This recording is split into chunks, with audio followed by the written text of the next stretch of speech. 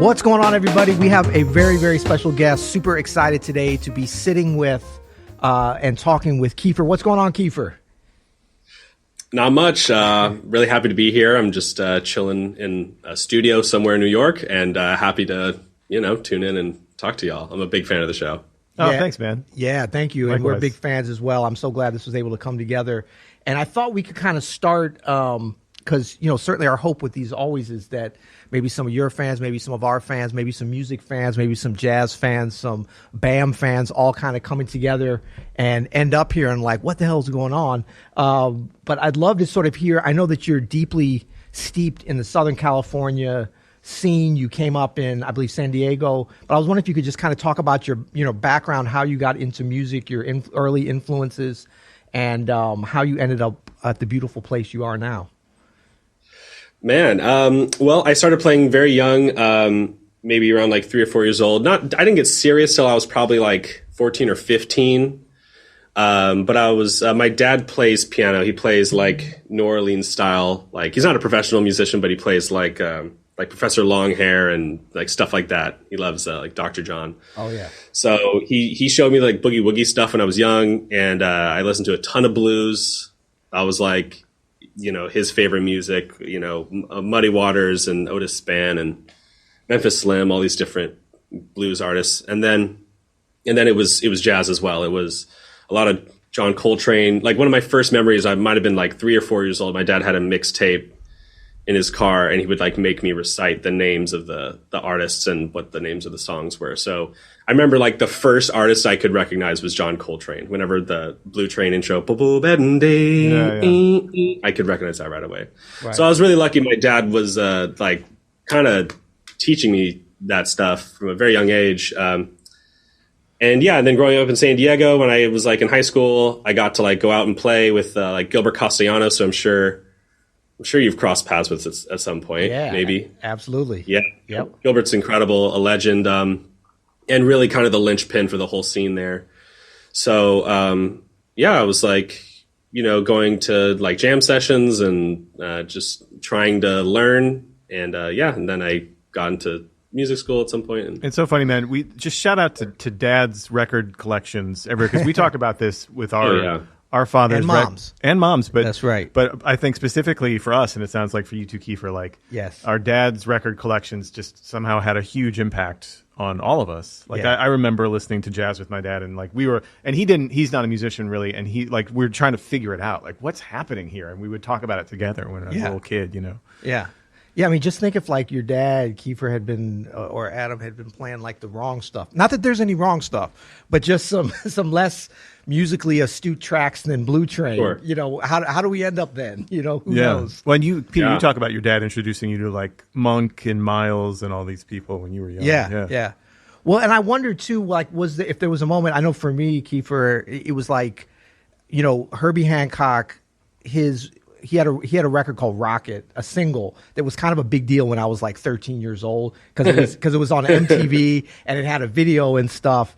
And I remember listening to that, and I had the LP, and I was even trying to scratch with it because I hadn't figured that out yet. Oh. But my dad was like, "What is that?" I said, "Oh, this is this guy you don't know about him, Herbie Hancock." And he said, "Oh yeah, I think I have a Miles Davis record that he's playing on there." I was like, "No, I don't think so. This is Herbie Hancock of today, But then my dad introduced me to My Funny Valentine. But like that kind of intersection, I wonder if there was some moments like that for you with kind of like what's happening now, or like when you were coming up, where you started to make these connections between maybe it's not just some old stuff that my dad is playing. Like, how did it become relevant for you, and then kind of become what eventually your art is, and how the prism that you look at music and how you create it? Yeah, for sure. Well, man, that's a great question. So yeah, obviously I love hip hop. Hip hop's super important to me. Hip hop is a million things. One of the things that I like about it, and kind of it's kind of a celebration of records itself. I mean, one of the ways that it started was, DJs with turntables, flipping back and forth, mixing, scratching, doing all kinds of different things, which is like not only a musical thing, but also an audio thing. It's also like an art of audio and just like sound itself.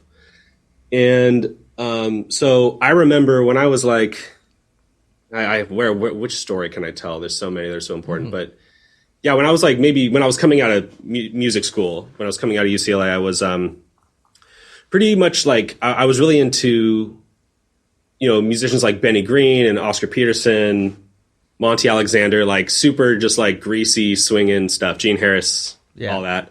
And then I remember I went to I was hanging out with a bunch of producers, and then I was also into hip hop, I should say. I was also into hip hop and more modern production as well. There's a scene in LA that was super vibrant with these really crazy, super creative producers, people like Knowledge and Mind Design, these people that I really love, who I'm now on the same label with. And I was hanging out with a bunch of these guys, and we were taking turns playing tracks. And they were playing they would play jazz stuff, but it was not the most, not what I would think of as really awesome recordings, but the audio would be, they would be listening to that sound of the audio, who's the person who's probably producing it in the other room. And then I would play some Oscar Peterson stuff that I thought was super killing, but it would be some 80s recording where the bass is DI and the cymbal tone is super pingy. It doesn't have the vibe. It doesn't have the vibe for them. Yeah, and it doesn't sound great, but they're absolutely burning shit to the ground, So sorry, I don't know if I should be cursing enough. You should. Maybe Please. not. Mandatory. Mandatory. And then I remember these guys kind of looking at each other I don't like this at all. They just weren't hearing. And I realized there's a whole other way to listen to music where, maybe I'm listening to their records and I'm not digging their stuff necessarily, but maybe there's something I'm missing because they're missing something with mine. So what am I missing with theirs? And I started to think more open-mindedly about that and realize that there's also an art form to just the records and audio and the tone.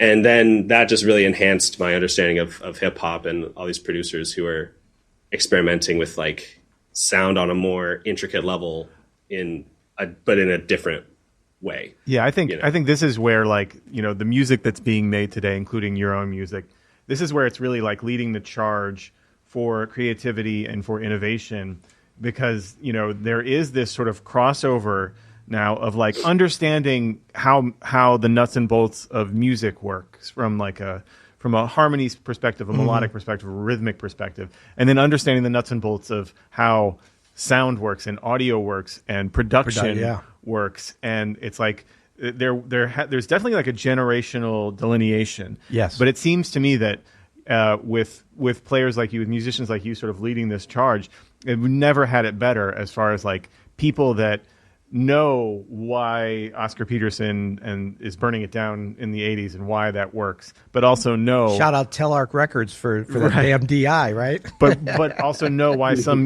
obscure Italian recording from the late 60s sounds the way it does, and why that vibe is important to the music. I think it was kind of overlooked for at least a lot of quote unquote jazz musicians or whatever for years and decades even of what is, the vibe is missing somewhere. The playing is always great and the music is pure and wonderful. Yeah. But we can care about this other thing too, and it's important.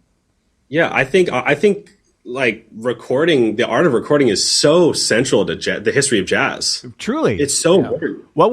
Think about Nat Cole and Capitol Records and 100%. That sound was just unbelievable. 100%. Yep. And that room is epic. I mean, not to mention just, there's so many directions I could take that. But then also there's, obviously the Blue Note sound, which is that's my favorite. Keyscape I need them to make a piano tone that sounds like that. Why, right. Anyway, it's impossible though. It's impossible. Right. I mean, that sound is just you can't imitate that. And then the Van Gelder piano. Keyscape, if you're listening, Van Gelder piano. Yeah. I don't want a clean piano tone. I want some interesting. Anyway. Yeah. And then, or you think about Miles and his relationship with his producer Tio, and all these much Miles, love yet so much hate. That so seriously who his producer was, yes. And that's why his records are the best. And Herbie too. Herbie became an incredible record producer. He still is. And I think it's something, especially as pianists who grew up listening to this stuff. It's so easy. I mean, this is so epic. You could spend just your whole life worrying about these relationships here, and then it sort of gets lost on the translation outside of this. If it doesn't sound good. Absolutely.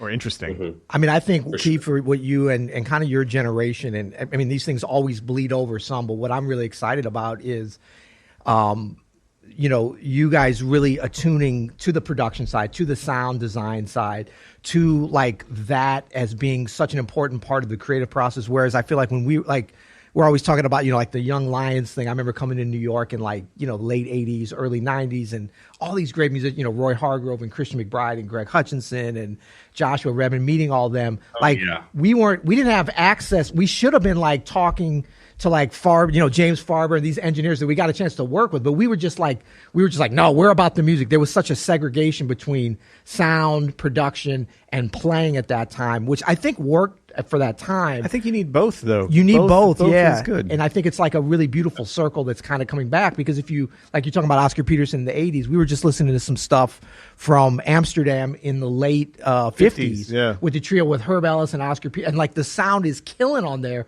much better than it was later on. Like somebody was paying attention to it for sure. What do you think about Blue Train? What you just mentioned, hearing Blue Train and being able to recognize that. Imagine if Blue Train didn't sound like that. It's half the record is how it sounds. I think that's a really important part of it. I think, and I think also just like jazz musicians historically, their relationship to the just record labels in general obviously changed very dramatically in the 60s and 70s. And I think in the 50s and 60s, Miles was doing like 3, 4, 5. These guys were doing like 5 albums a year. It was nuts. I mean, like that was just like such an integral part of what they were doing. And I think then over the years, as, rock and all this other stuff came in the 60s, I'm sure a lot of jazz musicians became very jaded, and just like the studio just became like just a pain in the ass. I'm sure they weren't getting the best dates, and things became more and more expensive for them as other acts, became larger. And I'm sure at a certain point, just it didn't matter. But now, as you alluded to, it's so cheap to record now that anybody can make an album. Like Lewis Cole, I love Lewis Cole. I don't know if you guys know Lewis, is drummer, incredible. But his first record, there's one of the songs on there, I think it's called Window Shop. He recorded it with his laptop microphone. He set his laptop on the ground. He has like a drum kit on a tile floor, and it sounds like terrible and also amazing. It's like, he made it part of the vibe. Yeah. He had this creative dilemma he had to solve, and he came up with a really creative palette of sounds that made it work, and it sounds amazing. So let's get back to your story. So you're into hip hop, you're into obviously straight ahead, jazz stuff, and you're playing piano. And when does this when do you make the choice to sort of I'm gonna blend, my thing is these things together. It's because it's so easy, we could get caught up in I'm just going to be a producer, or I'm just going to go the jazz piano route and hit that scene hard. But it seems like you've kind of carved your own path with this, and I wonder if was this just organic or how'd that come about? It was a lot of different things. At first it was I liked two separate things. It was I really liked playing straight ahead. And then I also really liked playing or making beats. I love Jay Dilla and Madlib and all these hip hop producers from the late 90s and early 2000s. And I had a bunch of friends who were, I was going to, there was two scenes. I was going to the Blue Whale in LA and checking out that scene and watching, older musicians than me, people like, Gerald Clayton and Ben Wendell and all these Walter Smith and all these incredible people playing there week in and week out. Yeah. And then I was also going to this beat maker scene where that would be Flying Lotus and Thundercat. Amazing. And, all these other people doing really off the wall, loud, aggressive electronic music. And, I realized that I wanted to be playing my instrument like these people, but I also wanted to be in front of this crowd. I just liked this audience for some reason that just resonated with me. Because over here, it just felt like a lot of college kids who were kind of watching a performance like it was a museum exhibit. Yeah. Sometimes it felt very sterile. Then over here, it's honestly the same people a lot of the time, but jumping up and down and yelling and screaming, and just it was just it just felt so much more visceral to me. And so, I just started putting it together. I think that wasn't until I was 23 or 24 that I started really aggressively being I'm going to start making 1 to 2 like beats every day, have a few hundred at the end of the year. And I started releasing a song every week on SoundCloud. This is also SoundCloud era. There's so many like aspects of like what the internet was like at the time that also was informing what a lot of us were doing. Did you hear what he said though, Peter? So this is like one of our mantras here is if you want to get good at something, just do it every day. Yeah. It doesn't matter if it's good, just do it every day. Commit to just making it, and eventually you'll understand it somewhat. Totally. Yeah. When I love that thing, what you're saying, releasing something every week, because you talk about like Miles and Columbia and Teo. And I was just looking at some letters I'd never seen that Miles like typed up or had somebody type up to send with all these specific instructions on the production and the mix to these things. And, and I know they used to record a lot. Imagine if they had a chance to be able to just drop a track every week or something and to be even more prolific than that. I mean, you talk about no gatekeeping, and I think it's such a strategic advantage we have as jazz musicians or just jazz adjacent, improvisational musicians, where we can do that, where we don't have to go into the studio for 3 months and, smoke weed and get a vibe before we can come up with the first chord. Oh, could you imagine? We might want to do that, but could you imagine if SoundCloud was around when Stevie Wonder grew up? I know. Oh, yeah. Oh, it would be like we'd have so much. Well, and he was always kind of trying, like he was ahead of the curve. Yeah, with, he like, was with like reel to reel and stuff. Like he was creating his own stuff like that, where he could be productive and creative like that. So that's cool, man. That's so great. You got to make a lot of stuff. That's just something I tell them. I mean, especially now in this day and age, like you got to make a lot of stuff, release a lot of stuff. Don't be precious about your stuff. I think all the best musicians did a ton of stuff, and we forget that. That's right. Absolutely. That's right. Now, how are you? It's interesting you say that, because like I want to drill down into like how are you able to do that in this? We were talking about the advantages of the current time. Let's talk about some other differences in the current time. So if somebody wants to learn about Kiefer, they can go and look at videos about you. They can look at social media posts. They can listen to your music, of course. But the one thing that we used to always have for different artists, you would only have would be the music, and you'd hear it on the LP. I mean, I grew up listening to Herbie and stuff, like looking at the LPs and like, oh, there's another picture, McCoy Tyner or whatever. But to have the kind of access beyond that, like how does that inform your music and kind of your relationship? I know you're in the middle. I was looking at your tour dates. You're in the middle of like a whole bunch of U.S. stuff and Europe stuff, so you're going to be meeting maybe some new fans, some old fans, or whatever. But folks know about you, or at least they think that they know about you. Maybe they even think they know about you better than they know your actual music. And how does that inform kind of like the trajectory of how you develop things and how you develop your audience? Yeah, I mean, my objective with that is there's a Warren Buffett quote, which is delight your customers. I just want people to have a good experience with me in whatever way possible. And I try to offer as much service as I can, whether it's, responding to 50 DMs in a day, or, doing free piano lectures on Sundays, which I did a bunch of those earlier this year, or sometimes I'll take on students and just like, do, Zoom lessons with people and not charge them crazy amounts, or making video courses and whatever. I'm just trying to like make myself as available as possible. I want to be the dude who's available and approachable. I think about the word approachable a lot. I want to be the most approachable guy. So, and then I think, my belief is that I don't think it's get rich quick, but I think it's get rich for sure. And I think like if you do that and you stack it 1, 5, 10, 15 years, I think it'll pay off. I don't know for sure, but I think it'll be fun at least. Yeah, we've had a similar experience here building Open Studio, where the less precious we are with what we're doing, where the more we just open up and there's more free stuff and we're just making stuff, the more actually people do want to just be in the environment, and we've been able to grow the business with just being open and just being, like you said, available. Like it's, I think, something that is almost counterintuitive. I think especially for some people in our specific genre, but it works, man. It's like, it's really the only way to connect with people is to just keep it open and keep it available. Yeah. I mean, I'm wondering how much of this is like the times changing, different generations, but just different more time periods.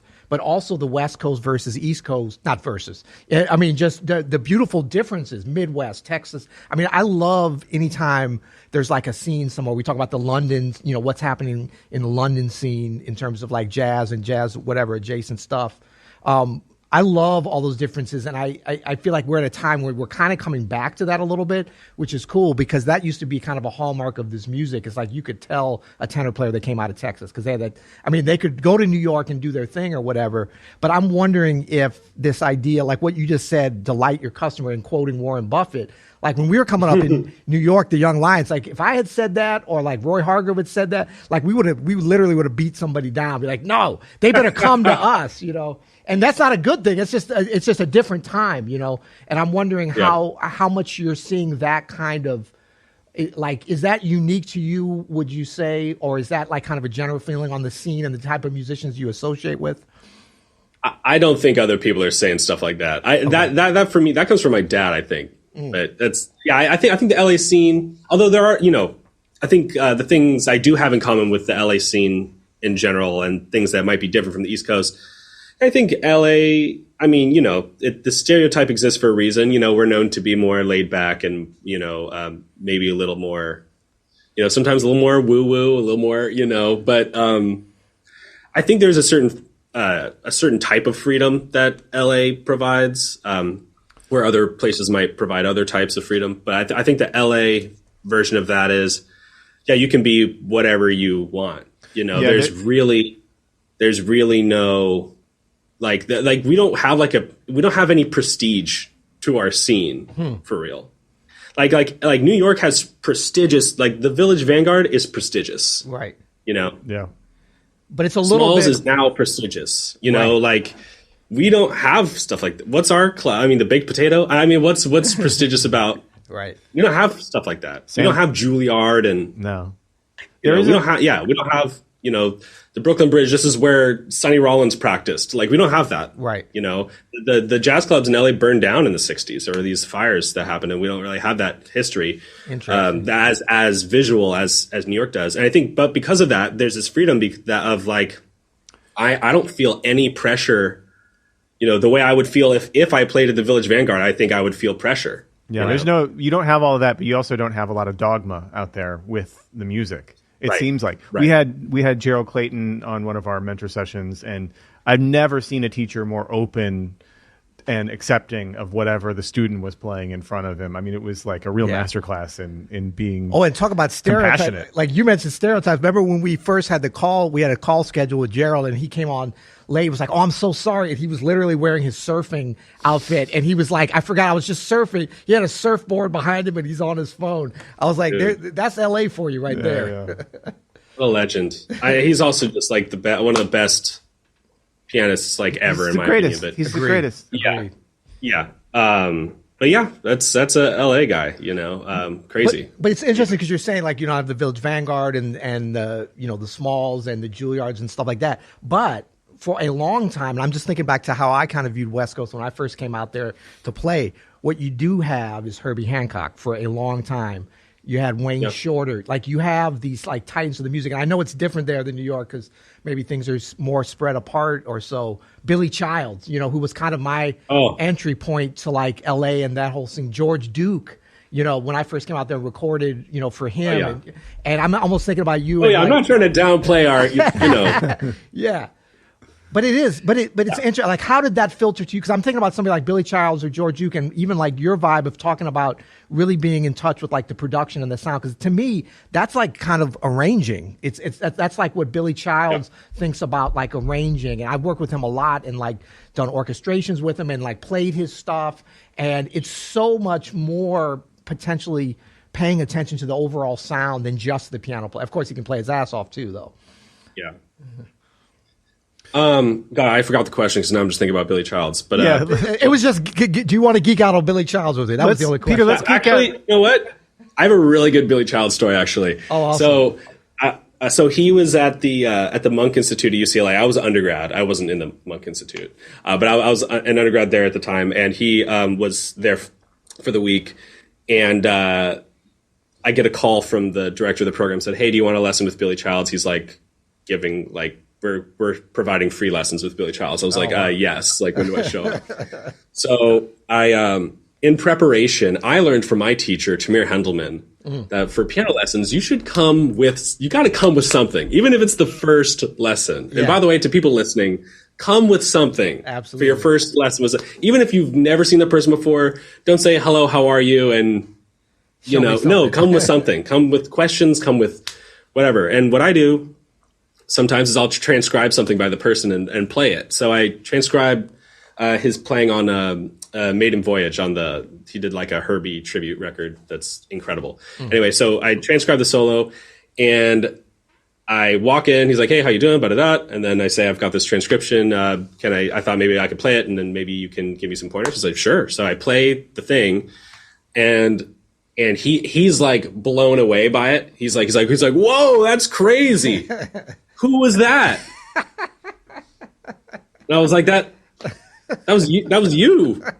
And he goes, man, that was some bad shit. He was like, that was dope. He was like, wow, dang. Yeah. Like, he was like so like jacked on, he was like, where'd you get this transcription? This is incredible. Right. So then we talked about it. And then he gave me some of the coolest perspectives on like how to play that, where no theory was discussed. It was, he said, your homework is you need to watch a movie, because I think you should start playing the piano like the movie The Exorcist. That's what he told me. He said sometimes the scariest scene in the scariest scenes come when you don't expect it. It's daytime and now it's all of a sudden it's freezing cold and the girl's blowing the ice out of her mouth. It's like you got to be dramatic and super dynamic and surprising. And, I just love that. Because I think, sometimes, when you play, if you're just thinking about notes, you can totally forget about like dynamics, and not just dynamics in terms of volume, but dynamics in terms of like dramatic dynamics, Right. Right. So that was something I never forgot. I never forgot that lesson. That was one of the coolest piano lessons ever. All right, well let's book Billy for how to play piano like the Exorcist course. That's right. That's good. Dude. Think about that. That's why you guys got to take piano lessons. For the people listening, take piano lessons with new people. It's true. Whenever you can, because that's a perspective I could not have got, and I'm pretty sure no one else got from him. I'm sure he's got a million of these like random ideas that he's giving to people all the time. And don't show up in person, you're not going to get some really cool stuff like that. It's great advice, though. It's something we've heard someone say that Wayne Shorter told them, is to go watch 5 specific films and think about how those films affected you and what happened in the films, and then take that to your music. Right. I think it's great advice, because that is how our minds work when we're creating art. Absolutely. Yeah. Yeah, I love this idea of like reaching out. I always wonder with young people, I mean, I see this with my kids as they were growing up, but it is a challenge when, like, if there's a young, pianist or keyboard player or beat maker or whatever that likes, here's your music, or any of our stuff on Spotify or whatever. Like, when we were coming up, if we wanted to learn more about that than we could hear on the record, like, you had to find that, like, when they came through town, you had to go up and physically approach them. And it's like now, and look, we're guilty of it here at Open Studio. We're putting all this content out there, telling people how to do it. But for a lot of young people, they feel like, I can get everything by looking at your IG because you might demo something, or I can get everything from a YouTube tutorial. But like, how do we get people to know that you got to make that human connection, and to be able to get that next level story from Billy Childs or whatever that you're still going to be talking about years later? Yeah. Yeah. I mean, you can listen to a YouTube video, but a YouTube video can't listen to you. Like, you need people to listen to you. Like, some of my best lessons were, one time I took a lesson with Eric Reed, and he honestly ripped me to shreds, dude. That's classic Eric Reed right there. Yeah, and I needed that. I mean, it was like a really, really good thing looking back. Just like, this is, you're playing notes, but that's it. That's not how this works. And, if you only watch YouTube videos, you might learn a lot. You're going to learn a lot of notes. Right. But you got to develop character and all these like more nuanced aspects of playing, and like approach and touch and like these more interesting things that I think you need somebody who knows how to do those things, listen to you, and then let you know when, hey, you actually don't sound the way you think you do. The notes are the easy part. Person can do that. Right. The notes are the easy bit.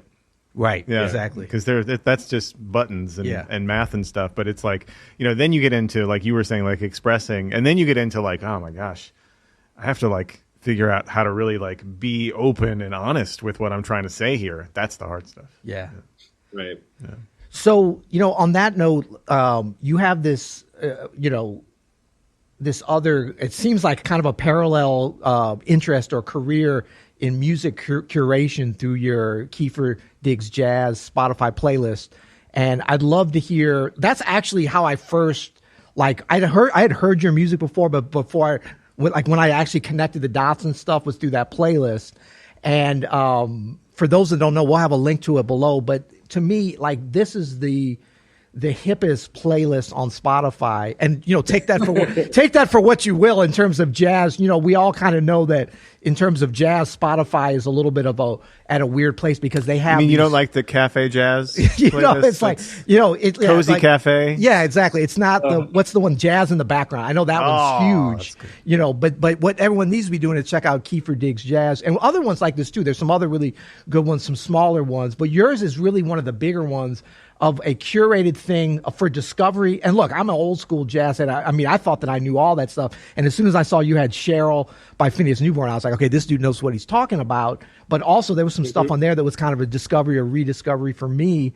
And also I'm actually playing on a little bit, but that's not the reason I dug it. I didn't even realize that till later. And that was kind of like, wait, there's a letdown on this one track when it got to the piano solo, but whatever. Other than that, you did good. Now it goes right to your heart. Yeah, no, I don't want it to be like that, like the Billy Childs thing. See, got to know your audience. Yeah, right. But I'm just wondering, like, first of all, kind of how did that come about? And I know it's a relatively recent thing, but like, how do you see your role, or do you see it as that, as kind of a curator to who? Is this to young folks, to old folks, to jazz people, to non-jazz people, to your fans? Who is it for exactly? Oh man, that's a great question. Well, I love jazz so much. I love Black American music, jazz, whatever you want to call it. I use the terms interchangeably, I know some people would disagree with that, but I love this music so much. I just love it so much. I was raised listening to it, and I think I do feel disappointed when there's what I perceive to be a misunderstanding of what this music means and what like the historical hallmark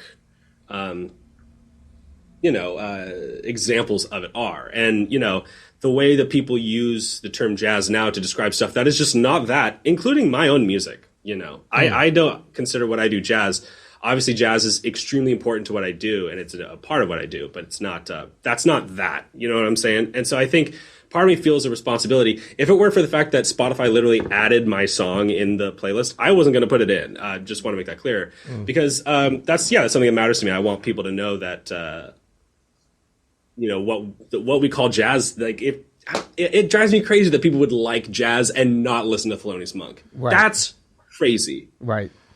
That's crazy. Yeah. Like it's like saying you like basketball and then your favorite players are like D1 college players from like this year, and it's like, yeah, but you don't even know about Michael Jordan. Right. Like what? Like that's crazy. It's kind of the problem with the label. Wilson? What are we talking about? It's the problem with the label itself at this point. It's been around for so long, and it means so many different things to so many different people, obviously. But of course, like if you're not including Monk in that, if you're not including Coltrane and Miles and Charlie Parker, like it's not, we can't really agree on that. We can't agree on anything. Right.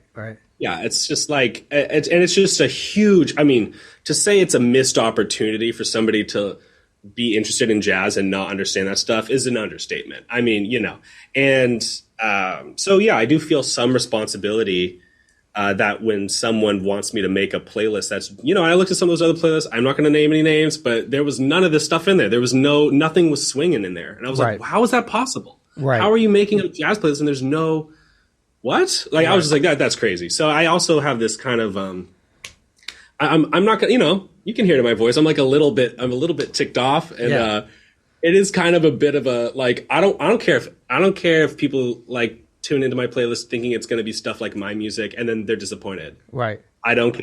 This is what, that's how I feel. This is what it is. And, yeah, I wanted to. Now, granted, the other thing too is I'm aware that most people that are going to listen to this playlist probably haven't dug too deep. You know, if people are listening to it because they like my stuff, and I really want to invite them in and give them some stuff that's important, historically relevant, and also really enjoyable. So yeah, that's why I got off with Driftin'. I love. Yeah, it's a good call. That to me is a song I think like people that maybe they don't understand this music at all, but when they hear like, you know, Freddie and Dexter Gordon and Billy Higgins at the very top of the song, it just sounds so warm and beautiful. Right. And then I put in, you know, This I Dig of You. That's, you know, that's again Monk's Dream. I think any like people off the street can listen to Monk's Dream and something about it, they just love it. Yeah. And then I would sneak in, you know, some stuff that's like a little hipper, right? Like some Phineas Newborn Jr. Yeah, but you know someone's going to be into that. Someone who had never heard of Phineas Newborn Jr. is going to listen to your playlist and come away with that, and that's a win. That's a W. Because that's not a hard listen, even though it's not maybe listened to a lot. It's not a hard listen at all.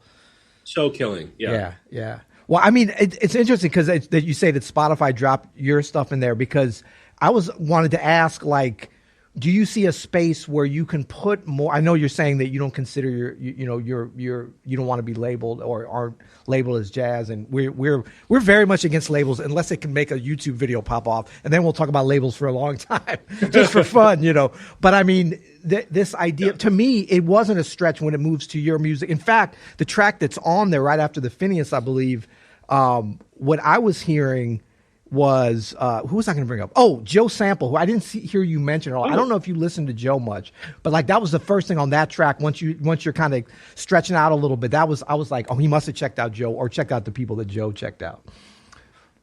Yeah, I've checked out some Joe Sample, not enough, but I mean, Joe Sample's amazing. Well, maybe enough because you sound like him, so maybe you did check out enough. Thank you. I have checked out a few of his things over the years. Like I have one of his records, Rainbow Seeker, and then then the Southern Comfort record from the Crusaders is like my favorite. Yeah. So, and obviously I covered one of those songs for one of my records too. Yeah, I appreciate the comp there. I mean, that's like an all timer right there.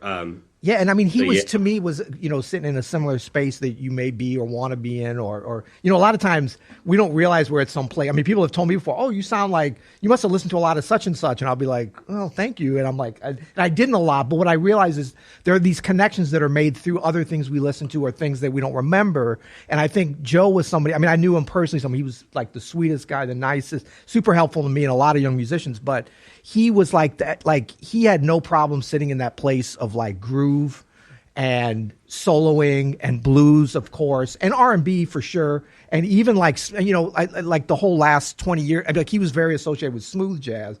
But to me, like the best of, you know, we were talking about Grover Washington and all the hippest smooth jazz. I think this is where, when Nicholas Payton talks about Black American music, this is where it really shines. Because the term jazz does not really mean all of that, but the term Black American music implies a similar set of cultural values of how we make the music, you know, that matters too.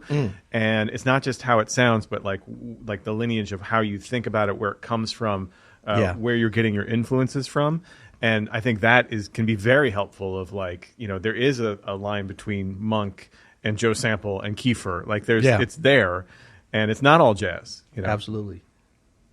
One more question, Kiefer, before we go. From TikTok, someone wants to know, could you talk about your Spectrasonics performance with Abraham Laboriel Sr.?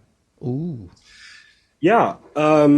So Abraham Laboriel is a legendary bassist and just like an incredible human being. He's the most, from what I understand, the most recorded bassist of all time. It's crazy. He was like Quincy Jones's first or second call for like 30, 40 years. It was nuts. And he's just an incredible teacher as well. I lived very close to him for a couple years there, I was like maybe 5 minutes away. Is his son for a year. a drummer? Is his son Paul McCartney's drummer? Yes. Yes. Yeah. So that's Abe Laboriel Jr. And then Abraham Sr. is the one that I play with. And an incredible teacher, unbelievable bassist. Like he also like created so many like styles of playing that people emulate now. He's like one of the most important bassists to ever live. I was very fortunate to be in his band for about a year, and we became really good friends. And then on this video shoot, I hadn't seen him for a couple of years because he was sick for a little while. And then Eric, who runs Spectrasonics, like surprised me and had him like show up to like play a session, which was like really funny because it was like live. And then we started playing a tune I used to play in his band for like 3 years prior, and you got to remember it. Yeah. And I was like, okay. So that part of the video I'm not proud of, but I'm extremely proud of my connection with Abe. It's just like an honor of a lifetime to know him. And we'll link to that video too of Kiefer with I want to see Abraham that. Laboriel I love their Jr. series, man. Senior. Yeah. I think we've taken up way too much of your time already. Kiefer, thank you so much. I can go all day. I'm so honored to be here. Let's go to hour 2. Here we go. Yeah. No, it's so great, Kiefer. We really appreciate it, and keep doing your thing. So if folks want to check you out, obviously on Spotify, the playlist will link to that. And also, when are you back on tour? Because you're on a little bit of a break, but you got a bunch of dates. That reminded me back of the 90s. I was like, man, he's doing like a 90s style tour. That seemed like a vintage tour. That looked like a vintage. Yeah. When are you back out there? You going over to? Is Europe happened already, or that's about to happen? That's happening in January. I believe January 24th is the first date. I want to say, and could be in. I can't remember. But yeah, January through February, I'm doing Europe, and then I'm also doing some dates with Nate Smith. In January, we're doing Durham and DC, so look out for that. Nice. And then in March, we're doing 2 nights at the Blue Note. Amazing, cool. And so, where's the best place for folks to follow you? Is it IG or on your website? Yeah, Instagram that's where I'm the loudest. I'm always talking to people on Instagram. So hit me up on Instagram. You can find my tour dates on my bio link there. Also, my website, kiefermusic.com. You know what I'm saying? That's how you do it. Yeah. That's right. Well, that's great. Well, thank you so much. Yeah, man. And until next time, you'll hear it. You'll hear it. Thank you so much, you guys. I'm so honored that you guys reached out. I'm a huge fan of the show. Oh man, and it's one of the most validating things to be here. So thank you so much. Well, thank you. Please come back anytime. Yeah, come see absolutely. us. Oh, please. Yeah. I'll bother you about it. Let's do it. No, do it. And now that I hear that you're passionate about teaching too, we might be hitting you up about doing something for Open Studio. Hey, if you'd be into that at some point. Yeah. Come on now. Very open to it. Okay. Very open to it. Thanks, man. Sounds great. Have a good one, man. All right. Peace. All right. See you guys.